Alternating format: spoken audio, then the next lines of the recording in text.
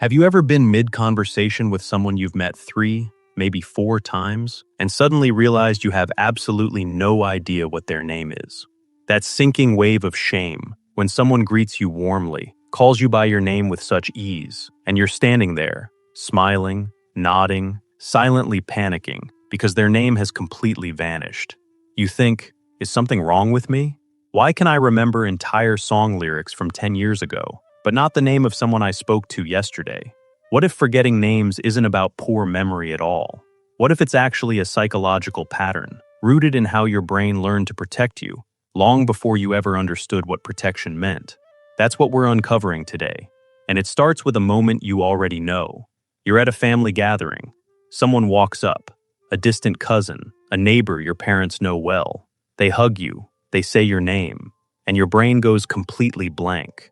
You smile wider to compensate. You say, "Hey you," or "Buddy," anything to avoid admitting their name is gone. Or it happens at work. A colleague you've been introduced to multiple times passes you in the hallway. They wave, you wave back. And somewhere inside, a quiet voice whispers, "What is their name? How do I still not know this?" You know this feeling if you've saved someone's contact as "tall guy from the meeting" or "Sarah's friend with the glasses." You know this feeling if you've avoided calling someone by name entirely, not because you don't care, but because you genuinely cannot retrieve it. And the worst part? You start believing it means you're rude, careless, self-absorbed. You apologize for it, make jokes about your terrible memory. But here's what most people never hear, and what changes everything once you do. Forgetting names is rarely about carelessness. It's almost never about intelligence, and it's certainly not about how much you value people. In psychology, this pattern has deep roots that stretch into how your brain processes identity, emotional threat, social anxiety, and even early attachment.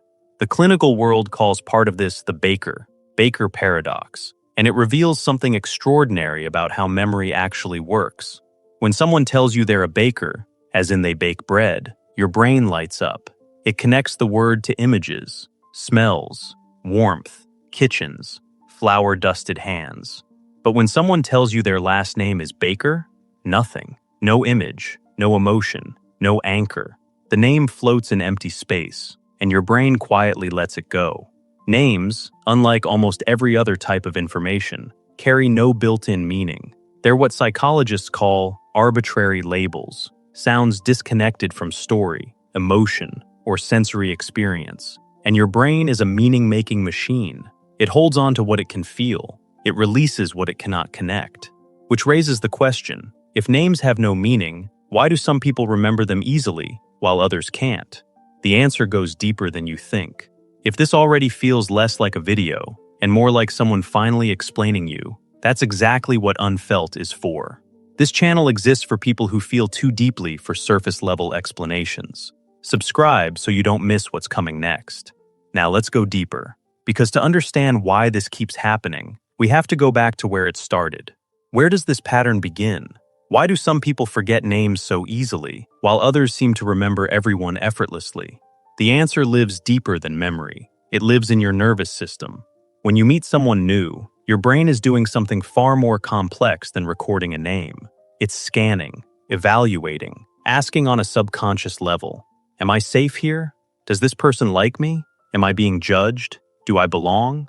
For people who grew up in environments where social evaluation carried real consequences, emotionally critical homes, unpredictable caregivers, bullying, social rejection, the brain learned to prioritize threat detection over information storage. And that learning happened early, very early. Between ages 4 and 12, your developing brain was learning what to pay attention to in social settings. Children who grew up feeling emotionally safe learned to focus outward, absorbing details, names, faces, stories. But children who grew up in emotional uncertainty, their brains learned to focus inward, monitoring their own performance, watching for signs of disapproval, managing anxiety in real time. And when your brain is busy managing fear, there is simply no cognitive space left to encode a name. This isn't a character flaw. This is survival architecture. Gabor Mate wrote, "The brain develops an interaction with the environment. When the environment is stressful, the brain develops to manage stress, not to optimize learning." Read that again. Your brain wasn't failing. It was doing exactly what it was built to do, keeping you safe. Your name forgetting pattern may not be about memory at all. It may be about how hard your nervous system is working, just to keep you feeling safe in social space, leaving nothing left for the small but significant task of remembering what someone is called. And there's another layer to this. There's also cognitive load theory at work here. Your working memory can hold roughly 4 to 7 items at once. Now imagine walking into a room full of new people. Your working memory floods immediately. Faces, voices, body language, your own anxiety, social expectations, the environment itself. A name spoken once, quickly, in passing. It never even makes it past the gate. So it wasn't carelessness, it was capacity. And understanding that distinction changes everything about how you see yourself in social spaces. And once this pattern is wired in, it doesn't just show up during introductions. It weaves through your daily life in ways you might not even recognize. 1. The avoidance dance. You avoid introducing people to each other, not because you're antisocial, but because you'd have to say their name out loud. So you step back. You let them introduce themselves. You say, "Oh, you two haven't met," just to avoid being the one who has to say the name. 2. The overthinking spiral. After meeting someone, you replay the interaction obsessively, not because of what was said, but because you're desperately trying to retrieve their name. Was it Sarah? Sandra? Something with an S? The harder you try, the further it slips. This is what psychologists call retrieval-induced forgetting. The act of trying to remember actually suppresses the memory further. The very effort works against you. 3. The shame layer. You build a quiet narrative. I'm bad with names. I'm forgetful. I'm not a people person. This identity becomes self-fulfilling, because once you believe you're bad with names, your brain stops trying as hard to encode them. The belief creates the reality, and the cycle deepens. 4. The emotional prioritizer. Here's something beautiful hiding inside this pattern. People who forget names often remember everything else. What you were feeling, what you were wearing, the story you told, the way your voice changed when you mentioned your mother. They remember the emotional landscape of an interaction with extraordinary detail. They just don't remember the label, because their brain is wired for depth, not data. 5.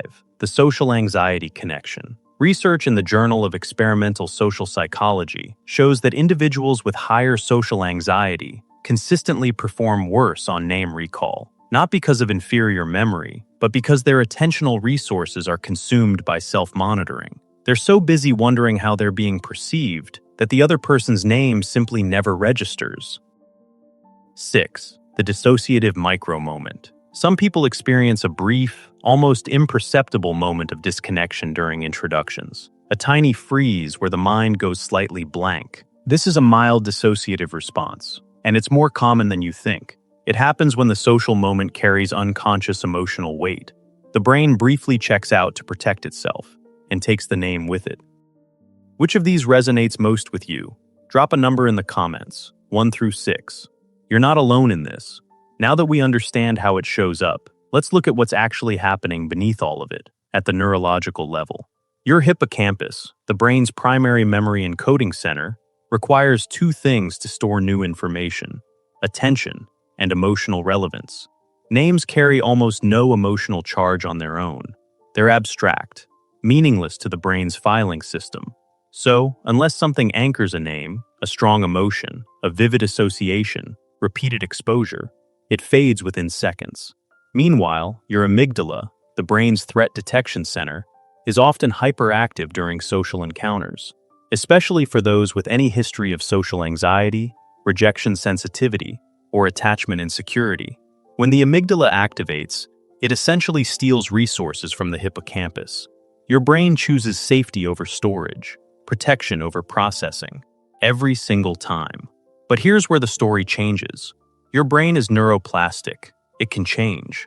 The same neural pathways that learn to prioritize anxiety over attention can be retrained, not through willpower, but through gentle, repeated practice, through teaching your nervous system that social moments are safe enough to be fully present in. And that's exactly what the next section is about. Before we talk about tools, let me say something important first. Getting better at remembering names doesn't mean you'll never forget another name. Progress here isn't linear, and it was never supposed to be.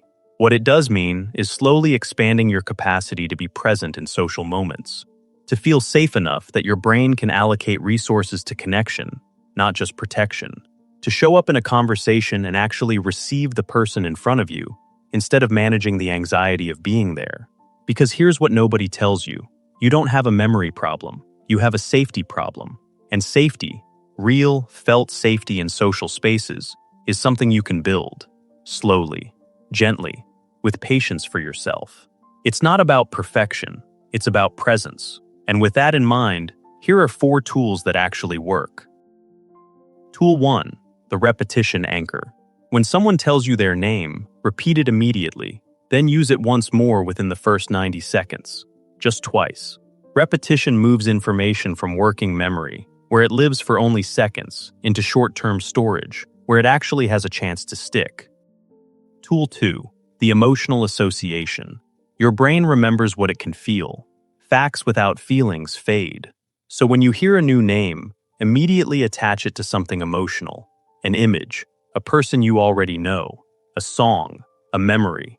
If you meet a David, picture the first David you ever knew.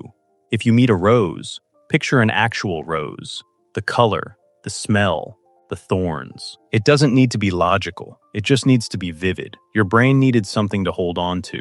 Give it that anchor, and it will do the rest. Once you build this habit, your brain starts making associations before you even consciously decide to. Tool 3, the pre-arrival calm. This one happens before you even walk through the door, and it might be the most important tool of all. Before entering any social situation, take 60 seconds to regulate your nervous system. When your nervous system is calm, your prefrontal cortex can pay attention, encode, and actually be there. When you're anxious, that capacity shuts down. You might be physically in the room, but neurologically, you're already somewhere else. So before you walk in, 4 slow breaths, in for 4 counts, out for 6. One hand on your chest, and quietly remind yourself, okay, I am safe here. I don't need to perform. I just need to be present. 60 seconds, that's all. And you'll notice you hear names more clearly, because for the first time, you're actually there to receive them. Tool 4, the graceful recovery. This tool isn't about preventing forgetting. It's about what you do after. And it might be the one that breaks the cycle entirely. Learn to ask for a name again, without shame. Because the shame of forgetting causes far more damage than the forgetting itself. Shame creates avoidance. Avoidance creates more forgetting. More forgetting creates more shame. It's a cycle, and the only way to break it is to remove the charge. So simply say, I'm so sorry. Could you remind me of your name?